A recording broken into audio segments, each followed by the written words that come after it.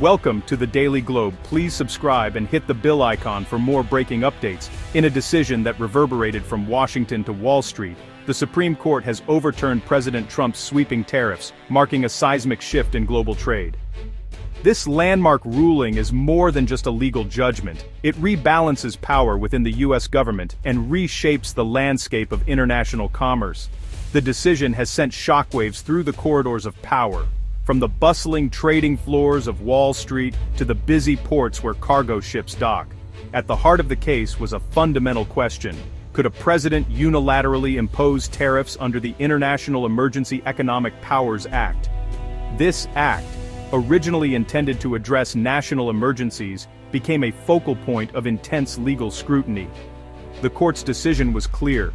By a significant majority, the justices ruled that the president does not have the authority to impose such sweeping tariffs without congressional approval. This ruling was a victory for businesses and trade groups who had long argued that the tariffs were an overreach of executive power. The implications of this decision are profound. It dismantles a core pillar of Trump's America First policy, invalidates billions in tariffs, and sets a precedent that will limit future presidential trade actions. Business leaders and trade representatives who had been vocal opponents of the tariffs celebrated the ruling as a win for free trade and economic stability. The decision also raises questions about the balance of power between the executive and legislative branches of government. By curbing the president's ability to unilaterally impose tariffs, the Supreme Court has reinforced the role of Congress in shaping trade policy. As the world reacts to this monumental decision, the ruling is expected to have far-reaching consequences for global trade. Countries that were affected by the tariffs are now looking to renegotiate trade deals, and international markets are adjusting to the new reality. This feature will unpack the history, the legal battle, and the far-reaching fallout of a ruling that will shape economies for years to come. Stay tuned as we delve deeper into the implications of this historic Supreme Court decision.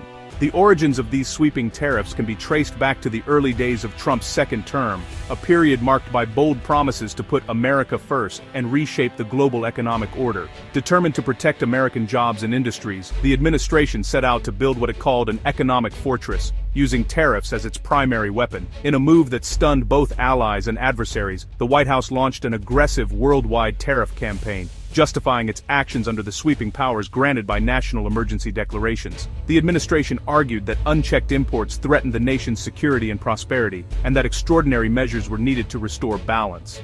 For the first time in history, the president invoked the International Emergency Economic Powers Act, EIPA, not just for targeted sanctions but to impose broad tariffs across the board.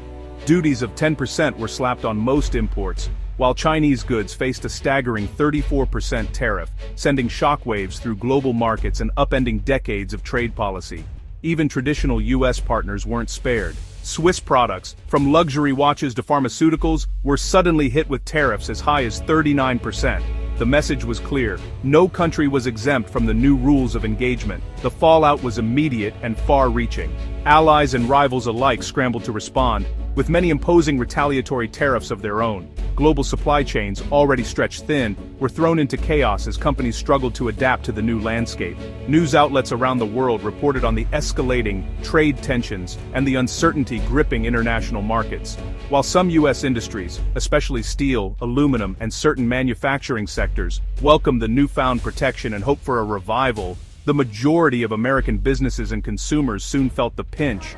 Prices on everyday goods began to rise, and companies faced mounting uncertainty about the future of their supply chains and international partnerships. The economic shockwaves forced companies large and small to rethink their strategies. Boardrooms buzzed with urgent meetings as executives weighed the costs of shifting production, sourcing new suppliers, or passing higher prices on to customers. Many businesses, fearing long-term damage, banded together to challenge the administration's sweeping use of emergency powers. Their lawsuit, filed in federal court, set the stage for a dramatic, constitutional showdown, one that would not only test the limits of presidential authority over trade, but also redefine the balance of power between Congress and the White House for years to come. The legal battle was a classic test of the separation of powers. Businesses argued tariffs are taxes, Congress's domain, not the president's, and that IEEPA didn't grant such sweeping authority. The administration claimed national emergencies justified unilateral action, But lower courts disagreed, and skepticism was clear at the Supreme Court. Justices from both sides questioned the administration's logic, highlighting that IEEPA omits tariff powers and warning against unchecked executive authority. As arguments closed, it was clear the court was poised to rein in the White House.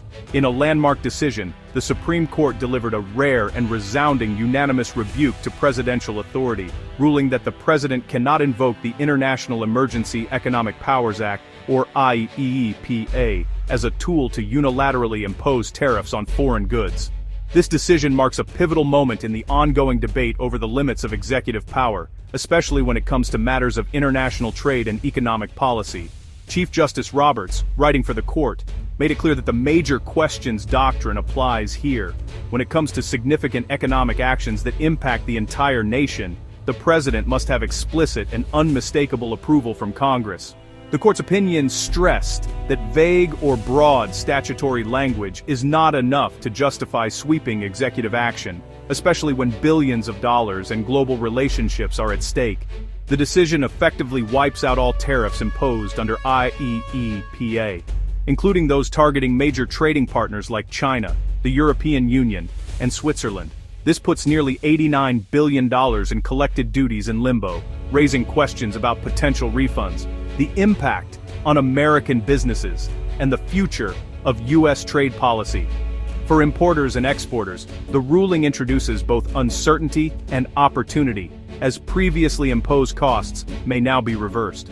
The justices emphasize that the power to tax and regulate trade is a fundamental responsibility of Congress, as outlined in Article 1, Section 8 of the Constitution. By reaffirming this principle, the court underscored the importance of checks and balances in the American system of government, ensuring that no single branch can unilaterally reshape the nation's economic landscape. This ruling, when paired with a recent Supreme Court decision striking down Trump-era steel tariffs, signals a sweeping judicial reassertion of congressional authority over trade. Together, these decisions represent a significant shift in the balance of power, curbing the executive branch's ability to act alone on major trade issues, and reinforcing the role of the legislative branch in shaping economic policy. The message from the court is unmistakable.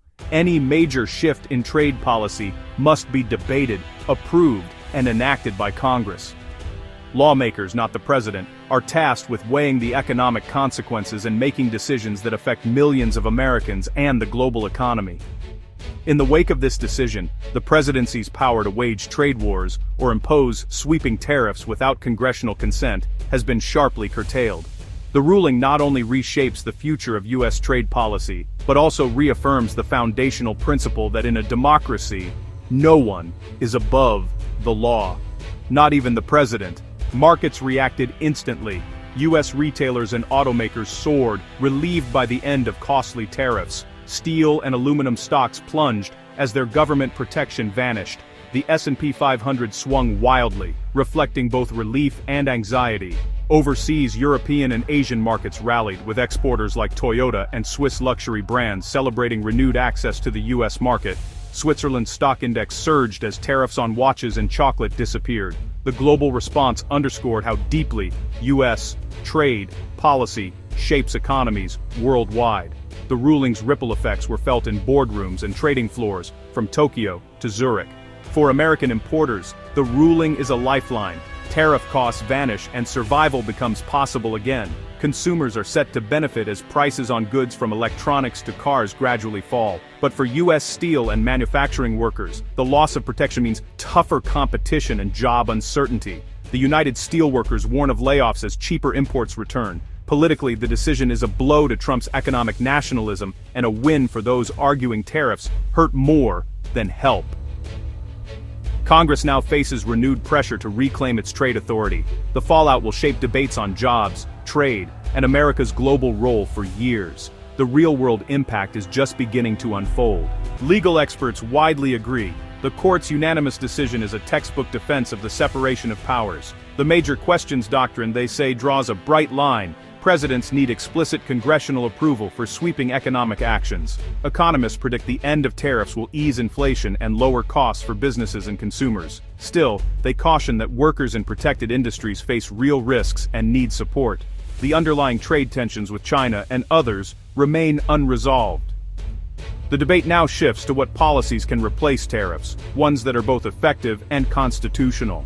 The government now faces the daunting task of refunding $89 billion in illegal tariffs, a bureaucratic and fiscal headache. Businesses must file claims, and the process could drag on for months, straining the Treasury and sparking disputes. The White House, stripped of its broad tariff tool, must pivot to narrower, slower trade measures.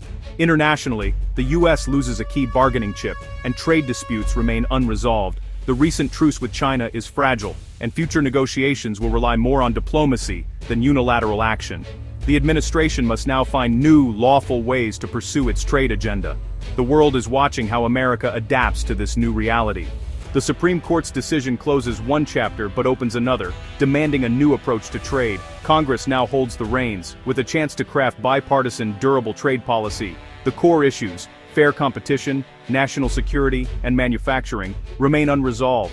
Americans must stay engaged as the coming debates will shape jobs, prices, and the nation's global standing. The ruling is a starting point, not an end.